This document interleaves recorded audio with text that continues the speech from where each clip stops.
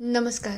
आजच्या भागात जर मी शॉर्टमध्ये एक्सप्लेन करायला जाऊ तर जानकी ऋषिकेशची डील करते की आपण सगळं काही 50-50 करू. त्यानंतर इकडे मकरन त्यांना फोन करतो आणि त्यांच्या दोघातली केमिस्ट्री बघून आई शपथ मकरन जो जळतोय ना तो भारी वाटतं. तो सीन खूप मस्त आहे. इकडे काकू पुन्हा जानकीला सुनवतात. हे सगळं होणार आहे आजच्या एपिसोडमध्ये. बघूया डिटेलमध्ये आजच्या एपिसोडमध्ये काय काय घडतंय. नमस्कार. आजच्या भागात आपण बघणार आहोत ऋषिकेश खुश असतो तेव्हा तो म्हणतो बरं झालं आता हिला घरात ठेवलं आहे तर माझं सगळं काम होईल. तेव्हा जानकी म्हणते एक गोष्ट आठवण ठेव, काल तू माझी मदत केली पण मी एक गोष्ट क्लिअर करते, आतापासून आपण दोघंही घरातल्या गोष्टी 50-50 करायच्या. मी तुला अर्ध रेंट देईल, जोपर्यंत माझी दुसरीकडे सोय होत नाही ना तोपर्यंत मी सगळं मॅनेज करेल. आज पहिला दिवस होता म्हणून घराची आवरावर मी केली आहे. तेव्हा ऋषिकेश मागून तिच्या इशारे करत असतो की किती बडबड करते ही. तेव्हा ती म्हणायला लागते हे बघ आजचा दिवस सगळं मॅनेज झालं आहे. आज मी स्वयंपाक केला आहे सकाळचा, संध्याकाळचा स्वयंपाक तुला जमणार करायचा आहे कारण की दोघांनी काम अर्ध अर्ध करायचं. मी इकडचं आवरेल तर तू तिकडचं आवरायचं, दोघांनीही आपापली कामं वाटून घ्यायची. तेव्हा तो म्हणतो पण मला स्वयंपाक करता येत नाही. तेव्हा ती म्हणते हेच मला एक सांग ना, तुला या सगळ्याचं वाईट वाटत नाही का? तेव्हा तो म्हणतो वाईट का, तुला माझी लाज काढायची आहे असं बोलायचं आहे ना की तुला लाज वाटत नाही. तेव्हा ती म्हणते एक्झॅक्टली तू करेक्ट बोलला आहेस, मला हेच बोलायचं होतं की तुला या सगळ्याची लाज वाटत नाही का? आणि लाज वाटायला पाहिजे. आपल्याला काही येत नसेल तर शिकण्याचा प्रयत्न करावा आणि हळूहळू का होईना तुला सुद्धा स्वयंपाक जमेल. मी आहे ना, मी तुला नक्की शिकवेल. तेव्हा तो म्हणतो ठीक आहे आता मी माझं आवरून घेतो, तसंही मला आता कामाला जायला लागेल. तेव्हा ती म्हणते 50-50 आठवण ठेवायचा हा, दोघंही आपापली कामं 50-50 करायची आहेत. तर दुसरीकडे सुमित्राला इकडे काळजी वाटत असते की माझा ऋषिकेश कसा असेल, त्याचं काय चाललं असेल, त्यांनी काही खाल्लं असेल की नाही. तेव्हा आजी म्हणायला लागतात काय चाललंय तुझं, त्या ऋषिकेशचा एवढा विचार करू नको, ही तुझी जी 2 पोरं आहेत ना त्यांचा विचार कर. तेव्हा सारंग विचारतो आई हे सगळं काय आहे, आजी अशी का बोलते? तेव्हा सौमित्र म्हणायला लागतो नाना आणि आई ना आमच्या तिघांचीही एकसारखीच काळजी घेतात, मग आजी तुम्ही या सगळ्यामध्ये नका पडू. तेव्हा सुमित्रा म्हणायला लागते तुम्ही कोणीही आईच्या बोलण्याकडे लक्ष देऊ नका. सौमित्र तू इथेच अभ्यास कर आणि सारंग तू माझ्या बरोबर चल, मला तिकडे जायची गरज आहे. मला असं वाटते जोपर्यंत मी ऋषिकेशला बघत नाही ना तोपर्यंत माझ्या मनाला काही शांतता भेटणार नाही. आपण पहिले मंदिरात जाऊ. तर तेवढ्यात आजी म्हणायला लागतात काय चाललंय त्या ऋषिकेशच्या मागं, देवजानं. सौमित्र तू तुझा अभ्यास कर रे.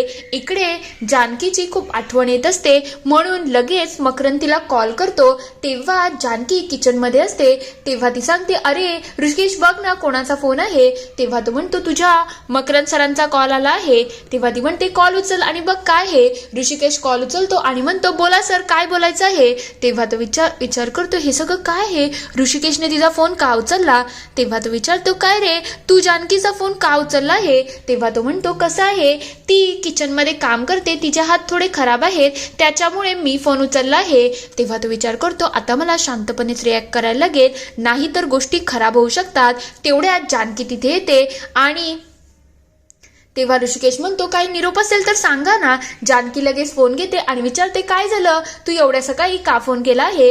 तेव्हा तो म्हणतो अचानक तुला फोन केला आणि त्या ऋषिकेशने फोन उचलला, म्हणजे तुम्ही एकत्र आहात का. तेव्हा ती म्हणते ही खूप मोठी स्टोरी आहे आणि मी लवकरच ती स्टोरी तुला सांगेल. तेवढ्यात ऋषिकेश म्हणायला लागतो मला पुण्याला जायचं आहे, मग मी लवकर निघतो. तेव्हा ती म्हणते काय चाललंय तुझं, मी तिथे ब्रेड बटर बनवून ठेवला आहे, मी काय टाइमपास म्हणून बनवला आहे का, पहिले खाऊन घे आणि त्यानंतर बघू. तेव्हा तो म्हणतो ठीक आहे मला खायचं आहेच. तेव्हा ती म्हणते जर खाल्लं नाही तर मी स्वतः भरू का. तेव्हा ती म्हणते नको नको बनवलं आहे तर एवढं बोलून दाखवते, भरवलं तर किती बोलून दाखवशील, जाऊ दे मीच खाऊन घेतो. एक काम करू का चहा गरम करू, नाहीतर मला असं वाटते चहा ना मी तुझ्या डोक्यावरती ठेवला तर लवकर गरम होईल ना, किती छान वाटेल ना. तेव्हा जानकी म्हणते अजून काही आहे का तुझं.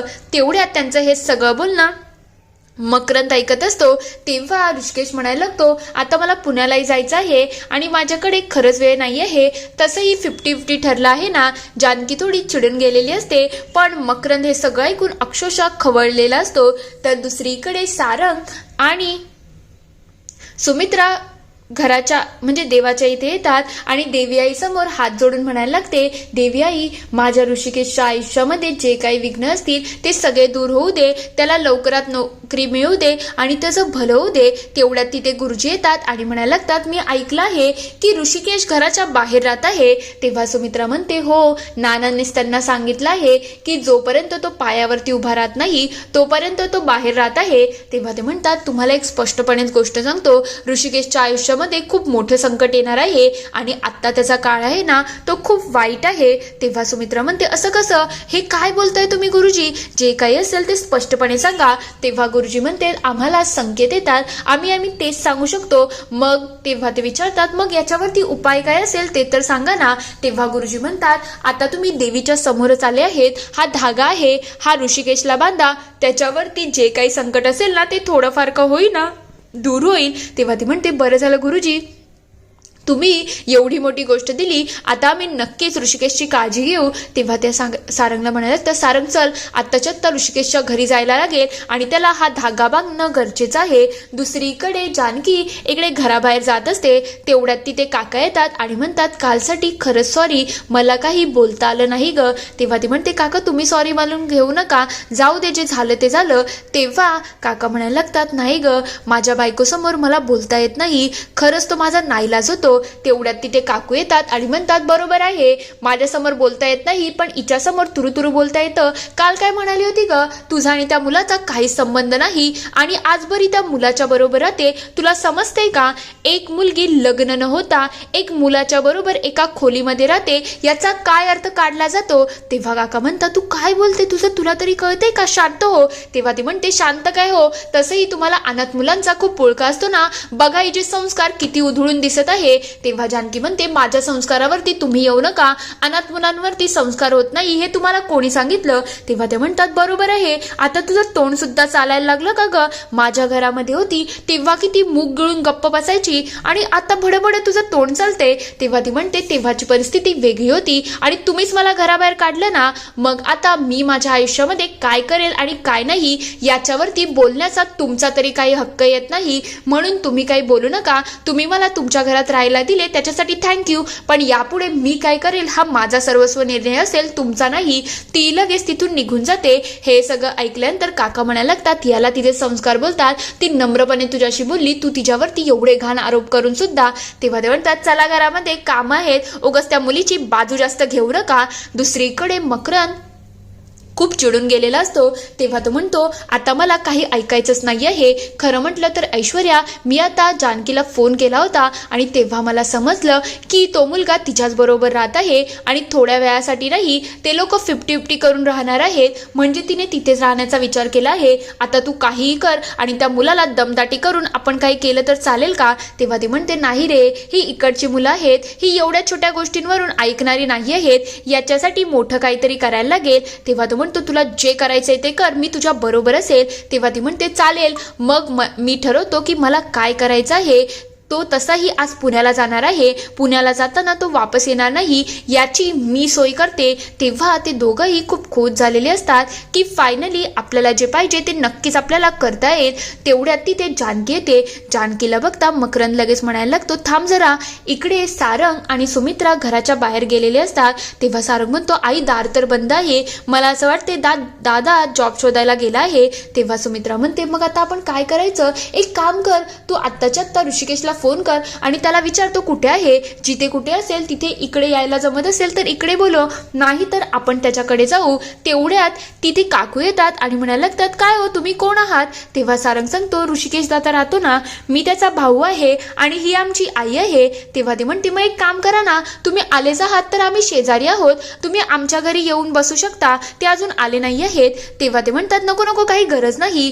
तेवढ्यात ते म्हणायला लागते, खरं म्हटलं तर तुम्हाला एक गोष्ट सांगायचीच होती, तुमचा मुलगा माहितीये का तुम्हाला काय करतोय? तेव्हा ते म्हणतात, काय करतोय म्हणजे? तुम्हाला जे काही बोलायचं असेल ते स्पष्टपणे बोला, उगाच माझ्या मुलावरती वाटेल ते आरोप करू नका. तेव्हा ते म्हणतात, तुमचा मुलगा ना एका मुलीबरोबर इथे राहत आहे आणि जर तुमचा विश्वास नसेल ना तर तुम्ही येऊन बघू शकता, पण मी तुम्हाला एक गोष्ट सांगते, आता हे सगळं तर चालूच असतं, आम्हाला कोणाशी काय घेणं देणं आहे. तेव्हा सुमित्रा म्हणते तुम्ही वाटेल ते बोलताय, माझा मुलगा असला नाही आहे. तेव्हा ती म्हणते मुलीच्या नादाला लागून कोणीही तसंच होतं आणि ती मुलगी फारशी काही चांगली वाटत नाही, म्हणून तुम्ही तुमच्या मुलाला सावधच ठेवा आणि त्या मुलीपासून लांब ठेवलं तर तुमच्यासाठी चांगलं असेल. विश्वास नसेल तर तुम्ही स्वतः येऊन बघू शकता. तेव्हा सारंग म्हणतो आई हे सगळं असं तू कोणावरती विश्वास ठेवू नको, आपला दादा कसा आहे तुला माहिती आहे ना. तेव्हा ती म्हणते हे बघ ही ते मुलीचे कपडे सुद्धा वाळत आहे. तेव्हा सारंग म्हणतो आई ही चाळ आहे, इथे कोणीही कपडे वाळू शकतो, त्यामध्ये तू एवढा विचार करू नको,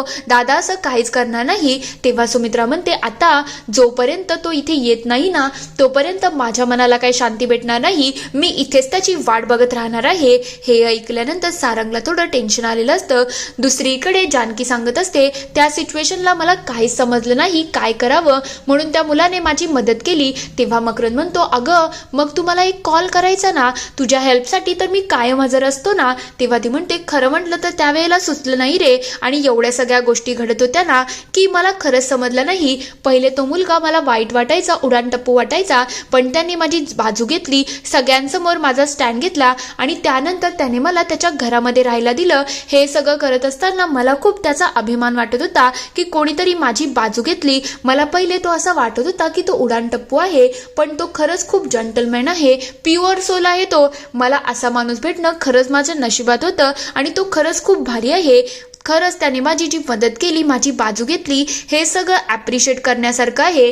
तेव्हा तो म्हणतो काय चाललंय तुझं, सतत त्याचं कौतुक कौतुक. तेव्हा ती म्हणते काय झालंय तू एवढं चिडतोय का. तेव्हा तो म्हणतो मला काहीतरी वेगळं स्ट्रेस होतं ग, मी तुझ्यावरती चिडत नाही. तेव्हा ती म्हणते हे पहिल्यांदा झालं नाही आहे, तुझ्या बाबतीत हे दरवेळेलाच व्हायला लागलं आहे. तेव्हा तो म्हणतो तू समजून घे ग, मला थोडा राग आलेला आहे, मला समजत नाही आहे आणि तू सतत त्या मुलाची बाजू घेऊ नको. मी तुला एक गोष्ट सांगतो ना, मी तुला फ्लॅट देतोय, हवं असेल तर तुम्हाला रेंट दे. तेव्हा ती म्हणते मी तुला पहिलेच गोष्ट क्लिअर केली आहे, फ्लॅटचं रेंट माझ्याकडून होणार नाही आणि आम्ही ठरवलं आहे आम्ही 50-50 गोष्टी करणार आहोत. तेव्हा तो म्हणतो अगं पण तो अनोळखी आहे आणि त्याच्याबरोबर असं राहणं काही बरोबर आहे का. तेव्हा ती म्हणते तो इतकाही अनोळखी नाही आहे आणि माझं ठरलं आहे की मला काय करायचं आहे, म्हणून तू तरी याच्यामध्ये पडू नको. मी कायम तिथे राहणार नाही, पण जोपर्यंत माझी दुसरीकडे सोय होत नाही तोपर्यंत तर मी तिथेच राहणार आहे. मकरंदला हे सगळं ऐकून अक्षरशः राग आलेला असतो. तो लगेच ऐश्वर्याला कॉल करतो आणि म्हणतो ऐश्वर्या तुला जे करायचंय ते कर, साम दाम दंडभेद जे वापरायचंय ते वापर आणि त्या मुलाचा पुरेपूर बंदोबस्त कर. तेव्हा ती म्हणते तू काळजीच करू नको, आता तो मुलगा तुझ्या गर्लफ्रेंडच्या आयुष्यामध्ये पुन्हा येणारच नाही, याची मी पुरेपूर सोय करतो. तेव्हा तो म्हणायला लागतो चांगलीच गोष्ट आहे, आता हे सगळं व्हायलाच पाहिजे. इथे एपिसोड संपतो. पुढील भागात आपण बघणार आहोत पोलिसांचं वेश घेऊन ऐश्वर्याची माणसं आलेली असतात. तेव्हा इकडे ऋषिकेश म्हणायला लागतो तुम्ही सगळ्यांनी मला इथे बंद का केलं आहे, मला इथून जायचं आहे. तेवढ्यात ते लगेच इकडे ऐश्वर्याला कॉल करतात आणि सांगायला लागतात मॅडम तुमचं काम झालं आहे, त्या मुलाला आम्ही गोडाऊनमध्ये बंद केलं आहे. ऋषिकेश इकडे काळजीमध्ये असतो की नेमकं घडलं तरी काय आहे. तर दुसरीकडे जानकी इकडे दार उघडायला येते. तेवढ्यात तिथे सुमित्रा येते आणि जानकीला बघून ती म्हणायला लागते माझ्या मुलाला काही झालं ना तर याची जबाबदार तू असणार आहे. जानकीला त्यांचं वागणं आणि बोलणं काही समजत नसतं. इथे हा पूर्ण एपिसोड संपतो. आता सुमित्राने काकूंचा ऐकून जे जानकीवरती आरोप लावले आहेत आणि त्यांच्यामध्ये जो गैरसमज झाला आहे तो खरंच ऋषिकेश दूर करू शकेल का, तुम्हाला काय वाटतं ते मला कमेंटमध्ये नक्की कळवा. व्हिडिओ आवडला असेल तर लाईक शेअर सबस्क्राईब करायला विसरू नका. Thank you for watching.